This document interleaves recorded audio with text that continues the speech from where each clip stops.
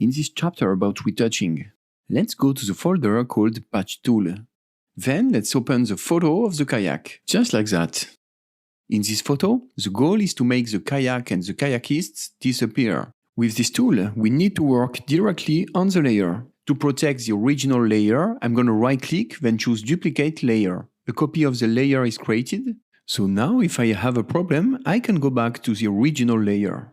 Okay, let's select the background's copy. Then in the Tools bar, I'm going to choose the Patch tool right here. It might be hidden with the Spot Healing Brush tool, the Remove tool, etc. So make sure to select the Patch tool. Then it's very simple. It works in 2 steps. The first step is to make a selection around the kayak, just like so. Then click inside the selection and move the cursor. This will swap the selected area. The best practice is to choose an area which is close to the first area. This one, for example, it's done. Let's click on the button Deselect or click outside to get rid of the selection. Alright. As you can see, this reflection of light right here is the same than this one. So I'm going to make a selection around this reflection of light, click inside the selection and move the cursor. Release the click and it's done. Click on Deselect to get rid of the selection. Now, as you can see, the shadow is still there. With the Patch tool, let's make a selection around the shadow. Release the click. This is the first step. Then click inside the selection and drag the selection to an area with the same texture and the same lighting.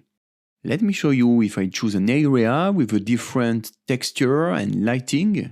As you can see on the left, if I release the click, Photoshop adjusts automatically the lighting. That's a good point. Finally, click outside to deselect. As you can see, the texture is very different from the original. So I advise you to use an area with the same texture. Hit Ctrl-Z or Command-Z on Mac to undo the action. Make a selection around the shadow. Click and drag next to the first area and release the click.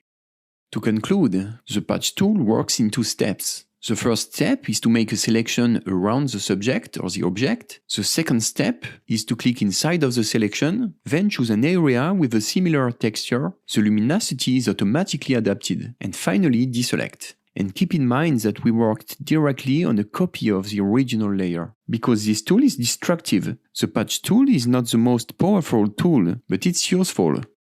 Voilà, that's all for this lesson.